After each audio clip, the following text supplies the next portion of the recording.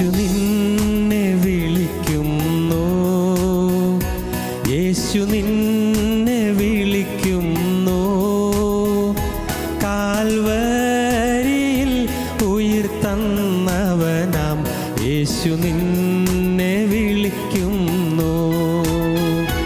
കാൽവരിയിൽ ഉയിർത്തന്നവനാം യേശു നിന്നെ വിളിക്കുന്നു.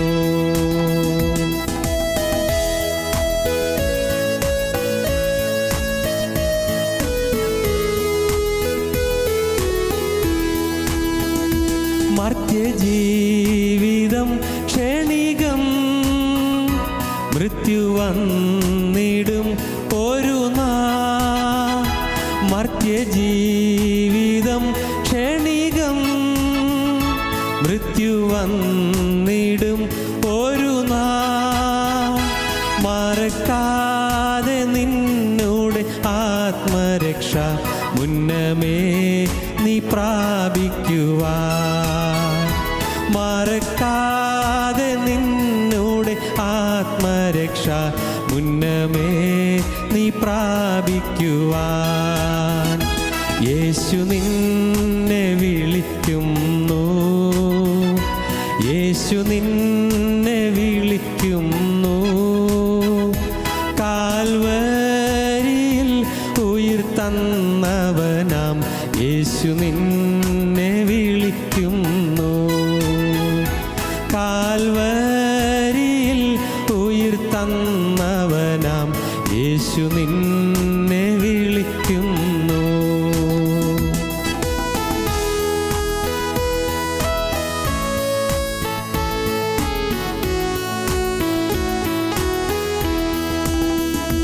പാപത്തിൻ്റെ ഭാരത്തിനാൽ പാരം കേണു വലഞ്ഞിടുമോ. പാപത്തിൻ്റെ ഭാരത്തിനാൽ പാരം കേണു വലഞ്ഞിടുമോ. പരനേശുവിൽ നിന്റെ പാപത്തിൻ്റെ പരിഹാരം കണ്ടിടുവാൻ. പരനേശുവിൽ നിന്റെ പാപത്തിൻ്റെ പരിഹാരം കണ്ടിടുവാൻ. യേശു നിന്നെ വിളിക്കുന്നു, യേശു നിന്നെ വിളിക്കുന്നു. കാൽവരിയിൽ ഉയിർത്തന്നവനാം യേശു നിന്നെ വിളിക്കുന്നു.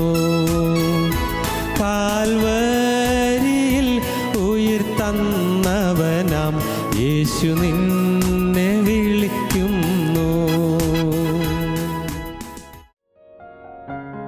ഞങ്ങളും ക്രൂശിക്കപ്പെട്ട ക്രിസ്തുവിനെ പ്രസംഗിക്കുന്നു. ദൈവ തിരുനാമത്തിൻ്റെ മഹത്വം ഉണ്ടാകട്ടെ. ലൂക്കോസിന് സുവിശേഷം 16-ാം അധ്യായം 31-ാം വാക്യം. അവർ മോശയുടെയും പ്രവാചകന്മാരുടെയും വാക്ക് കേൾക്കാഞ്ഞാൽ മരിച്ചവരിൽ നിന്ന് ഒരുത്തൻ എഴുന്നേറ്റ് ചെന്നാലും വിശ്വസിക്കുകയില്ല എന്ന് പറഞ്ഞു. മാനസാന്തരം ഉളവാകണമെങ്കിൽ വിശ്വാസം ആവശ്യമാണ്. വിശ്വാസം കൂടാതെ മാനസാന്തരം ലഭിക്കുകയില്ല. കർത്താവ് പറഞ്ഞ ഈ സംഭവത്തിലെ ധനവാന് മാനസാന്തരം ഉണ്ടായിരുന്നില്ല. കാരണം അവന് വിശ്വാസമില്ലായിരുന്നു.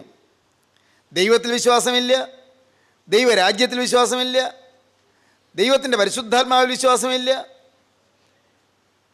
മനുഷ്യൻ്റെ ജീവിതത്തിൽ സാക്ഷാൽ ഒരു മാനസാന്തരം വേണമെന്നുള്ള വിശ്വാസമില്ല. ഒരു നിത്യയാതനയുണ്ട് എന്നുള്ള ബോധ്യമില്ല. യാതനാസ്ഥലത്തേക്ക് ഞാൻ പോകുമല്ലോ എന്നുള്ള ചിന്തയില്ല. പരിശുദ്ധന്മാരുടെ നിരയിലെത്തുവാൻ എനിക്കൊരു സാധ്യതയുണ്ട് എന്നുള്ളതിനെക്കുറിച്ചൊരു ബോധ്യമില്ല. മരണശേഷം എന്ത് എന്നുള്ളതിനെക്കുറിച്ചുള്ള ചിന്തയില്ല. അവൻ വിശ്വാസിയല്ലായിരുന്നു, അവൻ വിശ്വസിക്കുന്നവനല്ലായിരുന്നു.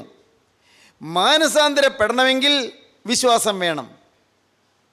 വിശ്വാസമില്ലാത്തത് കൊണ്ടാണ് പലരും ആത്മഹത്യ ചെയ്യണമെന്ന് ചിന്തിക്കുന്നത്. നിരാശ പറ്റിയ ജീവിതം, ദുരിതം നിറഞ്ഞ ജീവിതം, കഷ്ടതയും യാതനയും ദുഃഖവും ഏങ്ങലടിച്ച് നെടുവീർപ്പിട്ടുള്ള ജീവിതവും, tension, worries and cares, frustration, stress and strain, ഈ സ്ട്രെയിൻ എന്നൊക്കെ പറയുന്നത് ഇതെല്ലാം എന്തുകൊണ്ടാണ് വരുന്നത്? എന്താണ് കയോസ് ആൻഡ് കൺഫ്യൂഷൻ? എന്തുകൊണ്ടാണിത്? മനുഷ്യ മനസ്സിങ്ങനെ ആകുലപ്പെടുന്നത് എന്തുകൊണ്ടാണ്? എല്ലാവർക്കും വലിയ ആകുലം ഉണ്ടല്ലോ, എല്ലാവർക്കും ആകുലങ്ങളുണ്ട്. ആകുലതയില്ലാത്തവരാരുണ്ട്? Mental tension ഇല്ലാത്തവരാരാണുള്ളത്? ചിലത് ഏറിയിരിക്കും, ചിലത് കുറഞ്ഞിരിക്കും. ചിലർക്ക് ചില വശങ്ങളിൽ ഏറിയിരിക്കും, ചില വശങ്ങളിൽ കുറഞ്ഞിരിക്കും. ജീവിതത്തിൽ ദുരിതങ്ങളുണ്ട്. ജീവിതം തന്നെ വാസ്തവത്തിൽ ദുരിതപൂരിതമല്ലേ? പണ്ട് ഞാൻ പഠിച്ചു, സുഭദ്രകുമാരി ചൗഹാൻ എന്ന് പറയുന്ന ഹിന്ദി കവയിത്രി പാടിയ മനോഹരമായൊരു കവിത. ശിശുനെ ദുനിയാവേ ആക്കർ രോ രോക്കർ ഹസനാ സീഖ ഗിരി ഗിർക്കർ ചലനാ സീഖ. ശിശു ഈ ഭൂമിയിൽ ജനിച്ചിട്ട് കരഞ്ഞു കരഞ്ഞ് ചിരിക്കാൻ പഠിച്ചു. രോ രോക്കർ ഹസനാ സീഖ, കരഞ്ഞു കരഞ്ഞ് ചിരിക്കാൻ പഠിച്ചു. ഗിരി ഗിർക്കർ ചലനാ സീഖ, വീണ് വീണ് നടക്കാൻ പഠിച്ചു. കരഞ്ഞ് കരഞ്ഞാണ് ചിരിക്കാൻ പഠിക്കുന്നത് പോലും. ശരിയല്ലേ? ജീവിതത്തിൽ കരച്ചിലുണ്ട്. ഒരു കൊച്ചുകുട്ടി ജനിച്ചു എന്നുള്ളതിന് തെളിവ് തന്നെ കരഞ്ഞോ എന്നാണ്. കരഞ്ഞോ? ജനിച്ചു, ജീവിക്കുന്നുണ്ട്, ആരോഗ്യമുണ്ടെന്നർത്ഥം. കരഞ്ഞ് കരഞ്ഞാണ് ചിരിക്കാൻ പഠിക്കുന്നത്. ആദ്യം കരച്ചിലാണ്. ജീവിതം മുഴുവനും കരച്ചിലല്ലേ? ജീവിതത്തിൽ കരച്ചിലിൽ കൂടിയല്ലേ നാം എല്ലാം മുന്നോട്ട് പോയിക്കൊണ്ടിരിക്കുന്നത്.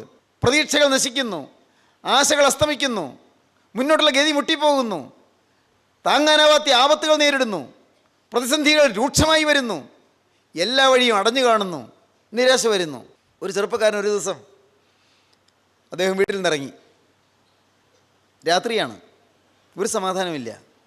വീട്ടിൽ നിന്നിറങ്ങി അദ്ദേഹം റോഡിലേക്ക് ഇറങ്ങിയപ്പോഴാണ് കണ്ടത് ഭയങ്കര മൂടൽമഞ്ഞ്. വീട്ടിലിൻ്റെ മുറ്റത്ത് അത്രയും മൂടൽമഞ്ഞ് ഉണ്ടായിരുന്നില്ല. മഞ്ഞുണ്ട്, ഭയങ്കര മൂടൽമഞ്ഞ്. അവിടെ നിന്നൊരു 15 മിനിറ്റ് പോയാൽ തേംസ് നദിയിലെത്താം. ലണ്ടനിലാണ്. തേംസ് നദിയിലെത്താം. മൂടൽമഞ്ഞ് ഭയങ്കരമായിട്ട്.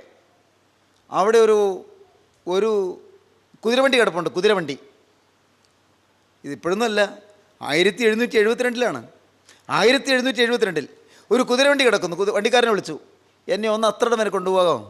വരാമല്ലോ, മൂടൽമഞ്ഞുണ്ട്, സാരമില്ല, മാറിക്കോളും, പോകാം. ഈ കുതിരവണ്ടിയിൽ കയറി. നല്ല പരിചിതമായ വഴിയാണ് രണ്ടുപേർക്കും, വണ്ടിയിലിരിക്കുന്നയാൾക്കും വണ്ടി ഓടിക്കുന്നയാൾക്കും. പക്ഷേ ഈ മൂടൽമഞ്ഞ് കൊണ്ട് മുന്നോട്ട് നീങ്ങാൻ പറ്റുന്നില്ല. വഴി തെറ്റിപ്പോയി. 1.5 മണിക്കൂർ നേരം അലഞ്ഞു തിരിഞ്ഞ് പല റോഡിൽ കൂടെ സഞ്ചരിച്ചു. എത്തേണ്ടടുത്ത് എത്തിയില്ല. തേംസ് നദീ തീരത്ത് എത്തിയില്ല. വണ്ടിക്കാരൻ പറഞ്ഞു, എനിക്ക് വഴി തെറ്റിപ്പോയി, എനിക്ക് പിടികിട്ടുന്നില്ല, ഞാൻ എവിടെയാണെന്ന് അറിയാൻ പാടില്ല, എവിടെയാണെന്ന് എനിക്ക് മനസ്സിലാകുന്നില്ല, എന്നെ ഇറക്കി വിട്ടേരെ. ഇറക്കി വിട്ടു. ഇയാൾ ഈ മൂടൽമഞ്ഞിൽ തപ്പിത്തടഞ്ഞിങ്ങനെ നടക്കുക. വഴി അറിയാൻ പാടില്ല, ഇനി സ്ഥലം മനസ്സിലായില്ല. ഭയങ്കരമായ മൂടൽമഞ്ഞാണ്. മുന്നോട്ട് ഒരടി പോലും വയ്ക്കാൻ വയ്യാത്തതുപോലെ മൂടൽമഞ്ഞ് ഇങ്ങനെ കിടക്കുകയാണ്, കട്ടിപിടിച്ച മൂടൽമഞ്ഞ്. അപ്പോൾ ചെന്ന് എവിടെയോ ഒന്ന് മുട്ടി തപ്പി നോക്കിയപ്പോൾ ഒരു കുതിരയുടെ പ്രതിമയാണ്. ഉടനെ ഓർമ്മ വന്നു, കുതിരയുടെ പ്രതിമ അദ്ദേഹത്തിൻ്റെ വീടിൻ്റെ തൊട്ട് മുൻപിലുള്ള റോഡിലാണ്. അപ്പോൾ ഞാൻ എൻ്റെ വീടിൻ്റെ മുമ്പിൽ തന്നെ എത്തിയത്. ഭാഗ്യം. വീട്ടിലേക്ക് ചെന്നു. വീട്ടിൽ ചെന്ന് മുറിയിൽ കയറിയിരുന്നു.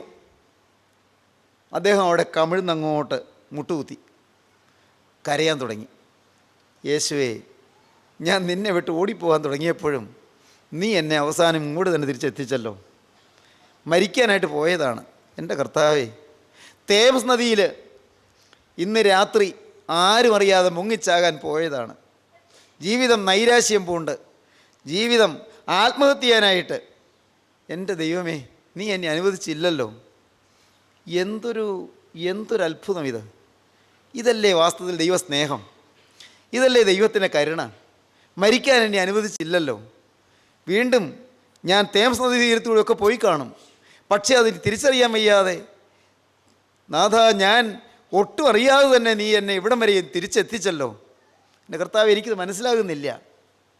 ആ ചെറുപ്പക്കാരൻ മുട്ടിന്മേൽ കടന്നുകൊണ്ട് ഏങ്ങലടിച്ച് കരയാൻ തുടങ്ങി. കരഞ്ഞ് അദ്ദേഹം എഴുതാൻ തുടങ്ങി ചില വരികൾ. ആദ്യം അത് പാടുകയാണ് ചെയ്തത്, പിന്നീട് എഴുതിയത് എന്താണെന്നറിയാമോ?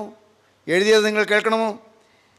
God moves in mysterious ways, His wonders to perform. ദൈവം തൻ്റെ അത്ഭുതങ്ങൾ നിവർത്തിക്കുന്നതിന് എത്രയോ അറിയപ്പെടാത്ത വഴികൾ, അഗോചരമായ വഴികൾ ദൈവം സ്വീകരിക്കുന്നു. ദൈവം തൻ്റെ അത്ഭുതങ്ങൾ പ്രവർത്തിക്കുന്നതിന് God moves in mysterious ways. ദൈവം അഗോചരമായ വഴികളിലൂടെ പ്രവർത്തിക്കുന്നു. അത്ഭുതകരമായ, അഗോചരമായ, ആർക്കും അറിയാൻ പാടില്ലാത്ത വഴികളിൽ കൂടി ദൈവം പ്രവർത്തിക്കുന്നു. God moves in mysterious ways to his wonders to perform. He plants his footsteps in the sea and rides upon the storm.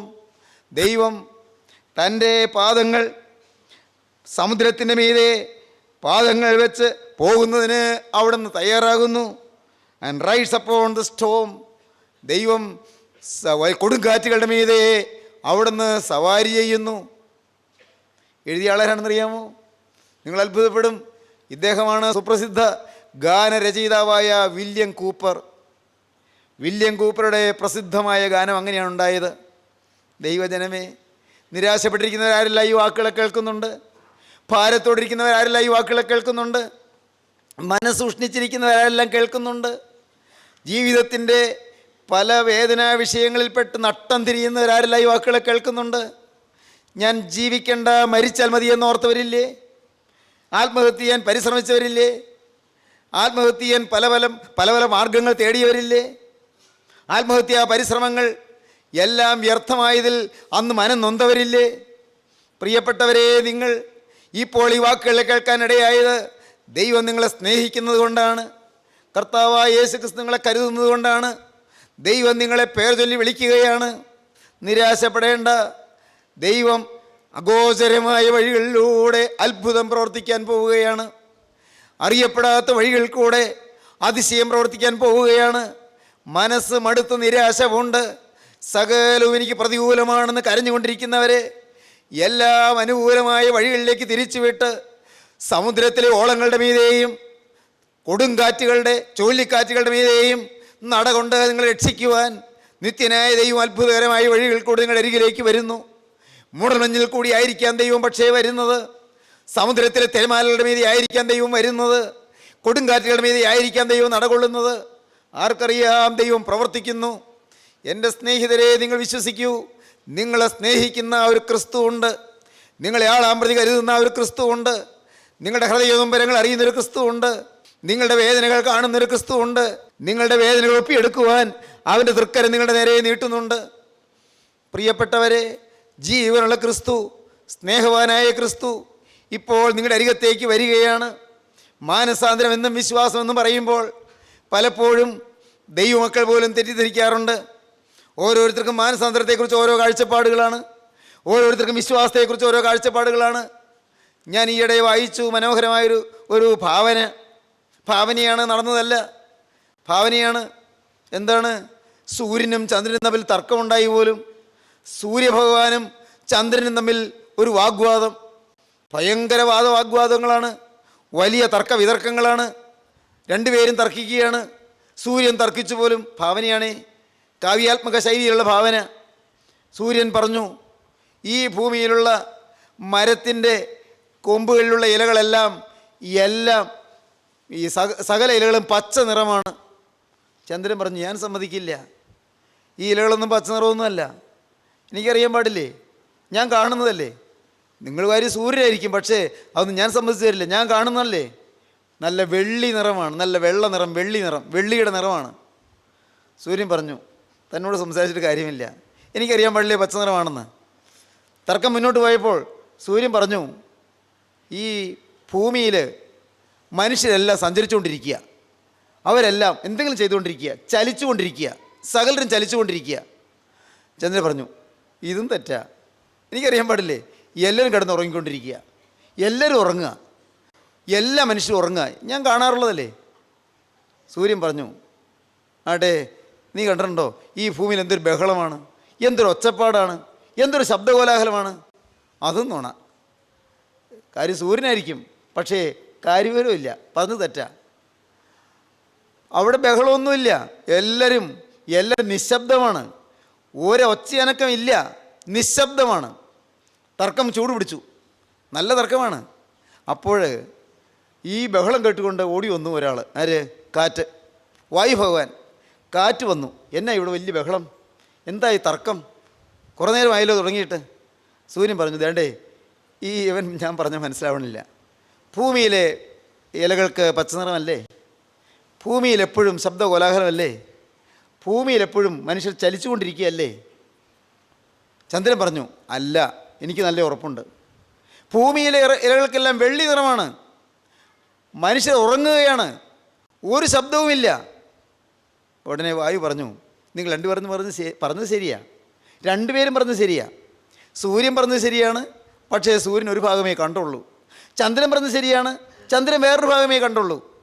എന്നാൽ ഞാൻ രാവും പകലും സഞ്ചരിക്കുന്ന ആളല്ലേ, ഞാനിത് രണ്ടും കണ്ടിട്ടുണ്ട്. രാത്രി മനുഷ്യർ ഉറങ്ങുകയാണ്, ചന്ദ്രൻ പറഞ്ഞത് ശരിയാണ്. രാത്രി മനുഷ്യർ ചലിക്കുന്നില്ല, എല്ലാം നിശ്ചലമാണ്. രാത്രി ആരവാരമില്ല. രാത്രി ചന്ദ്രൻ്റെ ആ വെള്ളി വെളിച്ചം തട്ടി ഇലകളെല്ലാം വെള്ളി നിറമാകുകയാണ്.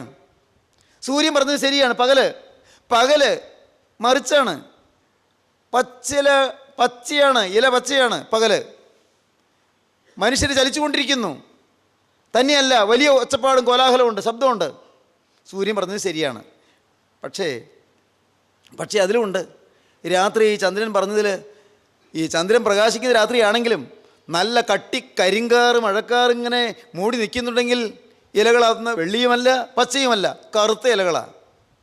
ആകാശത്ത് മേഘങ്ങളിങ്ങനെ കരിനിഴൽ വീശി വ്യാപിച്ച് നിൽപ്പുണ്ടെങ്കിൽ അപ്പോൾ ഈ ഭൂമിയിലെ ഇലകൾക്ക് കറുത്ത നിറമാണ്. അപ്പം അതുകൊണ്ട് നിങ്ങൾ പറഞ്ഞത്, രണ്ടുപേരും പറഞ്ഞത് ഭാഗികമായി ശരിയാണ്, മുഴുവൻ ശരിയല്ല. എല്ലാം ഞാൻ കാണുന്നു. കാറ്റ് പറഞ്ഞു, ഞാൻ എപ്പോഴും കാണുന്നു. പ്രിയപ്പെട്ടവരെ, ഈ കാറ്റ് പരിശുദ്ധ റൂഹായുടെ പ്രതീകമാണ്, പരിശുദ്ധാത്മാവിൻ്റെ പ്രതീകമാണ്. മനുഷ്യർ ഓരോ തരത്തിൽ ചിന്തിക്കുന്നു, മനുഷ്യർ ഓരോ വിധത്തിൽ ചിന്തിക്കുന്നു. മനുഷ്യർ അവരവർക്ക് ഇഷ്ടപ്പെട്ടതും അവരവരുടെ അഭിപ്രായത്തോട് യോജിക്കുന്നതുമായ ചില സമ്പ്രദായങ്ങളിലേക്ക് ഇതിനെ ബന്ധിപ്പിച്ച് നിർത്താൻ ആഗ്രഹിക്കുന്നു.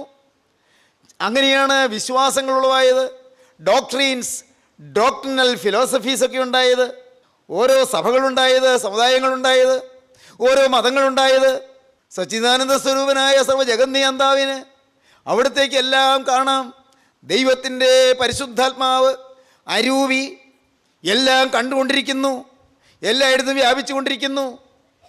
മനുഷ്യരുടെ ഭാഗികമായ യാഥാർത്ഥ്യങ്ങൾ, അർദ്ധസത്യങ്ങൾ, അതിൻ്റെ യഥാർത്ഥമായ അവസ്ഥ മനുഷ്യന് മനസ്സിലാക്കി കൊടുക്കുവാൻ പരിശുദ്ധാത്മാവ് ഉദ്യമിച്ചു കൊണ്ടിരിക്കുന്നു. അതാണ് ദൈവത്തിൻ്റെ തിരുവചനം, പരിശുദ്ധാത്മാവിൻ്റെ വചനം, the divine word of God. ദൈവത്തിൻ്റെ ആത്മശക്തിയുറ്റ വചനങ്ങൾ, ഡിവൈൻ വേർഡ് ഓഫ് ഗോഡ്, ദൈവത്തിൻ്റെ വചനങ്ങൾ, ദൈവത്തിൻ്റെ അനുഗ്രഹീത വചനങ്ങൾ. ഈ വചനത്തിലേക്ക് നാം നോക്കുമ്പോഴാണ് സത്യമായ മാനസാന്തരം എന്നറിയുന്നത്. ചിലർ പറയും, ആത്മീയമായ ജീവിതത്തിൽ അന്യഭാഷയില്ലെങ്കിൽ ആത്മീയ ജീവിതം പൂർണ്ണമല്ല എന്ന്. ചിലർ പറയും, ദർശനങ്ങൾ കണ്ടില്ലെങ്കിൽ ആത്മീയ ജീവിതം പൂർണ്ണമായില്ല, ആത്മനിറവില്ല. ആത്മാവിൻ്റെ അഭിഷേകം എന്ന് പറഞ്ഞാൽ കൃപാവരങ്ങൾ വേണം, വിവേചനവരം വേണം, രോഗശാന്തിവരം വേണം, അന്യഭാഷാവരം വേണം, വ്യാഖ്യാനവരം വേണം, ദർശനവരം വേണം, വെളിപ്പാടുകളുടെ വരം വേണം, പ്രവചനവരം വേണം. ഈ വരങ്ങളില്ലെങ്കിൽ, ഇതൊന്നും പ്രകടമായിട്ട് കാണുന്നില്ലെങ്കിൽ ആത്മനിറവില്ല എന്ന് ചിലർ പറയും. എന്നാൽ വേറെ ചിലർ പറയും, ഈ വരങ്ങളൊക്കെ തെറ്റാണ്, ഒന്നുമില്ല, അതെല്ലാം നിന്നുപോയി എന്ന് പറയും. സ്നേഹിതരെ, അങ്ങനെ പലതരത്തിലുള്ള അഭിപ്രായങ്ങൾ, പലതരത്തിലുള്ളതായ ചിന്താഗതികൾ, ഓരോ തരത്തിലുള്ളതായ അഭിപ്രായഗതികൾ അവരവരുടെ ചില ശരികളിൽ മുറുകെ പിടിച്ചുകൊണ്ട് മറ്റ് ശരികളെ അംഗീകരിക്കാൻ തയ്യാറാകാതെ, ഭാഗികമായ അനുഭവ സമ്പത്തും ഉണ്ട് എന്ന് കാണാൻ കണ്ണില്ലാതെ, സാക്ഷാത്തായ ക്രിസ്തു, ജീവനുള്ള ക്രിസ്തു നടുനായകമണിയായി പരിലസിക്കുന്നു എന്നുള്ളതായ കാഴ്ചപ്പാടില്ലാതെ, ക്രിസ്തു കേന്ദ്രീകൃതമാകാതെ ചില തത്വങ്ങളിലേക്കും ആശയങ്ങളിലേക്കും ഉപദേശങ്ങളിലേക്കും എല്ലാം വഴുതിപ്പോകുന്നതായ മനോഭാവങ്ങൾ പുലർത്തുന്ന ബഹുതരങ്ങൾ ആത്മീയ രംഗത്ത് പോലും ഉണ്ട് എന്നുള്ള യാഥാർത്ഥ്യം നാം വിസ്മരിച്ച് കളയരുത്. സഹോദരങ്ങളെ, മാനസാന്തരം എന്ന് പറയുന്നത് പോരാ, ആത്മനിറവ് എന്ന് പറയുന്നത്, ഇതെല്ലാം എന്താണെന്ന് വ്യാഖ്യാനിച്ച് തരുന്നത് പരിശുദ്ധാത്മാവാണ്. ഞാൻ കാണുന്നതേ ശരിയുള്ളൂ, മറ്റാര് പറയുന്നത് ശരിയല്ല എന്നുള്ള ചിന്താഗതിയല്ല അപകടമാണ്. കർത്താവേ, എല്ലാവരും എൻ്റെ യേശുവിനെ ഒന്ന് കാണണമേ, യേശുവിനെ കാണണമേ. യേശു എങ്ങനെയെന്ന് കാണാൻ, യേശുക്രിസ്തുവിൻ്റെ മനസ്സെങ്ങനെയെന്ന് കാണാൻ, യേശുക്രിസ്തുവിൻ്റെ ഹൃദയം എങ്ങനെയെന്ന് കാണാൻ, യേശുക്രിസ്തുവിൻ്റെ ക്രൂശ് മരണത്തിൻ്റെ അർത്ഥം എന്തെന്ന് കാണാൻ, യേശുക്രിസ്തു തിരക്തം ചിന്തി എന്ന് പറയുന്നതിൻ്റെ വില എന്തെന്ന് കാണാൻ, അതിനുള്ള കണ്ണുകാഴ്ച എല്ലാവർക്കും നൽകണമേ. ഇതേ നമുക്ക് പ്രാർത്ഥിക്കാൻ പറ്റൂ. പ്രിയപ്പെട്ടവരെ, നാമും ആരും ഒന്നും ശരിയായിട്ടില്ല. ഞാൻ വിനയപൂർവ്വം നിങ്ങളോട് പറയട്ടെ, നാമും ഒന്നും പൂർണ്ണരായിട്ടില്ല. നാം വചനം കേൾക്കുന്നുണ്ട്, ആരും തികഞ്ഞൊന്നും തോന്നരുത്. ഞാൻ ഏതാണ്ടെല്ലാം ശരിയായി എന്ന് വിചാരിക്കരുത്. കർത്താവേ, എനിക്ക് അജ്ഞാതമായ എത്രയോ കാര്യങ്ങൾ ഇനിയും ഉണ്ട്. എനിക്ക് പിടികിട്ടാത്ത എന്തെല്ലാം കാര്യങ്ങൾ ഇനിയുമുണ്ട്. എനിക്ക് മനസ്സിലാക്കാൻ കഴിയാത്ത എന്തെല്ലാം കാര്യങ്ങൾ ഇനിയുമുണ്ട്. ആത്മമണ്ഡലത്തിൻ്റെ മഹാരഹസ്യങ്ങൾ ഈ നിസ്സാര മനുഷ്യൻ്റെ കൊച്ചുബുദ്ധിയിൽ ഒതുങ്ങുമോ കർത്താവേ? നിങ്ങൾക്ക് ഒരു എളിമ വരട്ടെ, നിങ്ങൾക്കൊരു താഴ്മ വരട്ടെ. നിങ്ങൾ കർത്താവിൻ്റെ പരിശുദ്ധാത്മാവിൻ്റെ ആ കാറ്റിൻ്റെ വീശലിനൊത്ത് നിങ്ങൾ നീങ്ങുവാൻ തുടങ്ങൂ. കാറ്റ് ഇഷ്ടമുള്ള എടുത്തു പോകുന്നു, അതിന് ശബ്ദം നീ കേൾക്കുന്നു. അതെവിടെ നിന്ന് വരുന്നുവെന്നും എവിടേക്ക് പോകുന്നു അറിയുന്നില്ല. എങ്ങനെയാണ് വിശ്വസിക്കാൻ സാധിക്കുക? എങ്ങനെ വിശ്വസിക്കാൻ കഴിയും? വിശ്വാസമുണ്ടെങ്കിൽ മാനസാന്തരമായി എന്ന് പറഞ്ഞു. എങ്ങനെയാണ് വിശ്വാസം വരിക? എനിക്ക് വിശ്വാസം വരുന്നില്ല, ഞാൻ എന്തു ചെയ്യും? പ്രിയപ്പെട്ടവരെ, ഒരാൾ പറയുകയാണ്, എനിക്ക് വിശ്വാസം വരുന്നില്ല, ഞാൻ എന്തു ചെയ്യും? അനേകരങ്ങനെയുള്ളവരുണ്ട്. ഞാൻ വിശ്വസിക്കുന്നു പറഞ്ഞാൽ വിശ്വാസം വരുന്നില്ലല്ലോ, ഞാൻ എന്തു ചെയ്യും? ദൈവത്തിന് സ്തോത്രം. ഞാൻ പറയും, പ്രിയപ്പെട്ടവരെ, നിങ്ങളതും നിങ്ങൾ രഹസ്യമായി വേറെ ആരും കാണാതെ, വേറെ ആരും കേൾക്കാതെ ക്രിസ്തുവിൻ്റെ പാദത്തിൽ മുട്ടുമടക്കിയിട്ട് തനിയെ ഏകാന്തമായിരുന്നു കൊണ്ട് ക്രിസ്തുവിനോട് പറയണം, കർത്താവേ, എനിക്ക് എൻ്റെ ബുദ്ധി ഒന്ന് തെളിച്ചു തരണം. എൻ്റെ ബുദ്ധിയിൽ എന്തെല്ലാമോ ചില മാറാലക്കെട്ടുകൾ പടർന്നു കയറിയിരിക്കുകയാണ്, ചില കരിനിഴലുകൾ വീശിയിരിക്കുകയാണ്. എൻ്റെ ബുദ്ധിയിൽ ചില അന്ധകാരത്തിൻ്റെ ഭീകരമായ താമിശ്രബാധ എൻ്റെ ഹൃദയത്തിൽ, എൻ്റെ ബുദ്ധിയിൽ കലർന്നിരിക്കുകയാണ്. കർത്താവേ, എൻ്റെ ബുദ്ധി നീ ഒന്ന് തെളിച്ചു തരണം. ഞാനൊരു അല്പപ്രാണിയാണ്, ഞാൻ ബുദ്ധിയില്ലാത്തൊരു മനുഷ്യനാണ്. കർത്താവേ, എൻ്റെ ഈ മനോമണ്ഡലത്തിൽ ഇതൊന്നും കടക്കാനുള്ള കഴിവ് എനിക്കില്ല. എൻ്റെ കർത്താവേ, എനിക്ക് നീ ഒരു വെളിവ് തന്നാലേ പറ്റൂ. നിങ്ങൾ എളിമയോടെ ദൈവസന്നിധിയിലേക്ക് ഇരിക്കൂ. എൻ്റെ സഹോദരങ്ങളെ, കർത്താവ് നിങ്ങളുടെ ബുദ്ധി തെളിച്ചു തരും, കണ്ണുകാഴ്ച തരും, ആത്മാവിൻ്റെ കണ്ണുകാഴ്ച തരും, ആത്മലോകം നിങ്ങൾക്ക് തോന്നു തരും. നിങ്ങൾക്കൊന്നും മനസ്സിലാകുന്നില്ല, സാരമില്ല. ഈ പറയുന്നത് പോലെ നിങ്ങളുടെ ഉള്ളത്തിൽ കടക്കുന്നില്ല, സാരമില്ല. നിങ്ങൾ പേടിക്കേണ്ട. നിങ്ങളൊന്നു മാത്രം ഓർക്കൂ, ഒരു സനാതന സത്യമുണ്ട്. അത് എക്കാലത്തെയും സത്യമാണ്. അത് നിത്യനൂതന സത്യമാണ്. അത് എക്കാലത്തെയും പുതിയ സത്യമാണ്. അതെന്താണ്? സ്നേഹമായ ക്രിസ്തു. അതാണ് സത്യം. പ്രിയപ്പെട്ടവരെ, സ്നേഹമായ ക്രിസ്തു. ആ സ്നേഹം വെളിപ്പെടുത്തിയ ഒരു സ്ഥലമുണ്ട്. അതാണ് ഗോകുൽത്തായിലെ കുരിശ്. ആ സ്നേഹത്തിൻ്റെ നിദർശനമായി ക്രൂസിൽ മരിച്ച ക്രിസ്തു ഉണ്ട്. അതാണ് നമ്മുടെ ലക്ഷ്യസ്ഥാനം. വേറൊരിടത്തേക്ക് നോക്കണ്ട, ഒരു കൂട്ടായ്മയിലേക്ക് നിങ്ങൾ നോക്കണ്ട, ഒരു സഭയിലേക്ക് നിങ്ങൾ നോക്കണ്ട, ഒരു വ്യക്തിയിലേക്ക് നിങ്ങൾ നോക്കണ്ട. പ്രിയപ്പെട്ടവരെ, ഞാൻ വിനയപൂർവ്വം അറിയിക്കട്ടെ, നോക്കാൻ ഒരു ലക്ഷ്യസ്ഥാനം നമുക്കുണ്ട്. ഒരിടത്തേക്ക് മാത്രം നിങ്ങൾ നോക്കൂ. വിശ്വാസത്തിൻ്റെ നായകനും പൂർത്തി വരുത്തുന്നതിനായി യേശുവിനെ നോക്കൂ. ദൈവത്തിന് സ്തോത്രം. തൻ്റെ മുമ്പിൽ വെച്ചിരുന്ന സന്തോഷം അവൻ ഓർത്തു. അപമാനം അലക്ഷ്യമാക്കി ക്രൂസിനെ സഹിക്കുകയും ദൈവസിംഹാസനത്തിൻ്റെ വലത്തുഭാഗത്ത് ഇരിക്കുകയും ചെയ്തു. നിങ്ങളുടെ ഉള്ളിൽ ക്ഷീണിച്ച് മടുക്കാതിരിപ്പാൻ പാപികളാൽ തനിക്ക് നേരിട്ട് ഇങ്ങനെയുള്ള വിരോധം സഹിച്ചവനെ ധ്യാനിച്ചു കൊള്ളുവീൻ. ദൈവത്തിന് സ്തോത്രം. പാപികളാൽ തനിക്ക് നേരിട്ട ഇങ്ങനെയുള്ള വിരോധം സഹിച്ചവനെ ധ്യാനിച്ചു കൊള്ളുവീൻ. മടുപ്പുണ്ടാവുകയില്ല, നിരാശ വരികയില്ല, ആകുലം വരികയില്ല. വരുന്ന ആകുലങ്ങളെല്ലാം നിങ്ങൾക്ക് നേരിട്ടുകൊണ്ട് സമാധാനത്തോടെ മുന്നോട്ട് പോകാൻ കഴിയും. യേശു നിങ്ങളെ നയിക്കും. എൻ്റെ സ്നേഹിതരെ, നിങ്ങളുടെ കരത്തിൽ യേശു കയറി പിടിക്കും. യേശുവിൻ്റെ വലം കര നിങ്ങളെ പിടിക്കും. യേശു നിങ്ങളെ നയിക്കും. നിങ്ങളുടെ കണ്ണുനീര് യേശു തുടച്ചു തരും. നിങ്ങളുടെ ഹൃദയത്തിൻ്റെ നൊമ്പരങ്ങൾ യേശു മാറ്റിത്തരും. നിങ്ങൾക്ക് അവൻ ശാന്തി തരും. നിങ്ങളുടെ പാപാവസ്ഥ കർത്താവ് മാറ്റിത്തരും. നിങ്ങൾക്ക് മാനസാന്തരം തരും. നിങ്ങൾക്ക് വിശ്വാസം തരും. നിങ്ങൾക്ക് പുതിയ അനുഭവങ്ങൾ നിങ്ങൾക്ക് തരും. നിങ്ങൾക്ക് ബോധ്യമാകും, ഉണ്ട്, ക്രിസ്തു എന്നിൽ പ്രവർത്തിച്ചു, യേശു ക്രിസ്തു എന്നിൽ പ്രവർത്തിക്കുന്നു, യേശു ക്രിസ്തു എന്നിൽ വാഴുന്നു, ഈ ചങ്കിനുള്ളിൽ യേശു വസിക്കുന്നു. നിങ്ങൾക്ക് ബോധ്യമാകും. നിങ്ങൾ ദൈവത്തെ സ്തുതിക്കാൻ തുടങ്ങും. അപ്പോഴാണ് ആരാധന മുഴങ്ങുന്നത്. അപ്പോഴാണ് ഈ കുർബാന അനുഗ്രഹങ്ങളും സമാധാനവും വലിയ സ്തോത്രവുമാകുന്നെന്ന് പറയുന്നത് നിങ്ങളുടെ ജീവിതത്തിൽ അന്വർത്ഥമാകുന്നത്. അപ്പോഴാണ് സ്തുതിയും സ്തോത്രവും പ്രഭയും പുകഴ്ചയും മാഞ്ഞു പോകാത്ത നല്ല ഉന്നതിയും സദാ നേരം ഇടവേള കരയേറ്റുവാൻ ഞങ്ങളെ യോഗ്യരാക്കണമേ എന്നുള്ള പ്രാർത്ഥനയുടെ അർത്ഥഗാംഭീര്യം നിങ്ങൾക്ക് ഉൾക്കൊള്ളാൻ കഴിയുന്നത്. അപ്പോഴാണ് നിൻ സ്തുതിയും ഹല്ലേലൂയയും കർത്താവേ ഞാൻ നിർത്തരുതേ എന്ന് പാടുന്ന പിതാക്കന്മാരുടെ പാരമ്പര്യത്തിലേക്ക് നിങ്ങൾക്ക് ഉയർന്നെത്താൻ ഒക്കുന്നത്. അപ്പോഴാണ് നിങ്ങൾ നാവെടുത്ത് കർത്താവിനെ സ്തുതിക്കുന്നത്. അപ്പോഴാണ് നിങ്ങളുടെ ഹൃദയത്തിലേക്ക് സ്വർഗം ഇറങ്ങി വരുന്നത്. അപ്പോഴാണ് സ്വർഗത്തിന്റെ അധിപതി നിങ്ങളുടെ ജീവിതത്തിന് ചുക്കാൻ ഏറ്റെടുക്കുന്നത്. അപ്പോഴാണ് നിങ്ങളുടെ ജീവിതം പാസ്വര മനോഹരമാകുന്നത്, പ്രകാശമാനമാകുന്നത്, പ്രദ്യോതിക്കുന്നത്, നിങ്ങളുടെ ജീവിതം പരിലസിക്കുന്നത്, നിങ്ങളുടെ ജീവിതം അനേകർക്ക് പ്രയോജനപ്രദമായി തീരുന്നത്, അങ്ങനെ നിങ്ങൾ ആത്മാവിന്റെ ഫലം കായ്ക്കുന്നതാകുവീൻ. നമുക്ക് സമർപ്പിക്കാം, ക്രിസ്തുവിന്റെ ഹൃദയത്തിലേക്ക് ഏറ്റുവാങ്ങാം. ഈ തീരുമാനം എടുക്കുന്നവരുടെ കരങ്ങളെ ഇപ്പോൾ ഉയർത്തൂ. നിങ്ങളുടെ കരങ്ങൾ ഉയർത്തിക്കൊണ്ട് യേശുവിനെ നിങ്ങൾ എതിരേൽക്കൂ. യേശുവിനോട് വാക്ക് പറയൂ.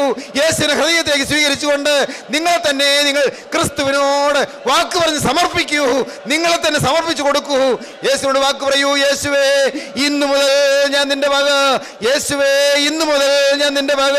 യേശുവേ, ഇന്നു മുതൽ ഞാൻ നിന്റെ മക. കരങ്ങളെ താഴ്ത്തിയിടുവീൻ. നമുക്ക് പ്രാർത്ഥിക്കാം. കരുണയുള്ള കർത്താവേ, ജീവനുള്ള ദൈവമേ, ഞങ്ങൾക്ക് സത്യമാനസാന്തരം തരുവാൻ, അവിശ്വാസികളായ ഞങ്ങളുടെ ഹൃദയത്തിലേക്ക് വിശ്വാസം പകരാൻ പുണ്യനാഥൻ എഴുന്നള്ളി വന്നതിനായി നന്ദിയോടെ സ്തോത്രം. അവിടുത്തെ ആർദ്രകരണ ഞങ്ങളിപ്പോൾ സന്ധിച്ചതിനായി സ്തോത്രം. അവിടുത്തെ വാത്സല്യമാർന്ന കരം ഞങ്ങളുടെ ശിരസിൽ വെച്ചതിനായി സ്തോത്രം. ഈ വചനം കേട്ട് എല്ലാവരെയും അനുഗ്രഹിക്കണമേ കർത്താവേ. പൈശാചിക ബാധകൾ മാറ്റണമേ. രോഗബന്ധനങ്ങൾ അഴിക്കണമേ. സാക്ഷാൽ വിടുതൽ നൽകണമേ. സാത്താൻ്റെ ബന്ധനങ്ങൾ തകർക്കണമേ. കുടുംബങ്ങളിലേക്ക് സമാധാനവും ശാന്തിയും അയക്കണമേ. ഹൃദയങ്ങളിൽ ശാന്തി പകരണമേ. ദൈവമേ, വീർപ്പൂട്ടിയിരിക്കുന്നവർക്ക് സമാധാനം കൊടുക്കണമേ. എല്ലാ നന്മകളാൽ നിറയ്ക്കണമേ. അവിടുത്തെ രണ്ടാമത്തെ വരവിന് വേണ്ടി ഒരുക്കണമേ. യേശുക്രിസ്തുവിൻ്റെ രാജകീയ നാമത്തിൽ പ്രാർത്ഥിക്കുന്ന പിതാവേ, കൃപയോടെ കേൾക്കുമാറാകണമേ. ആമീൻ.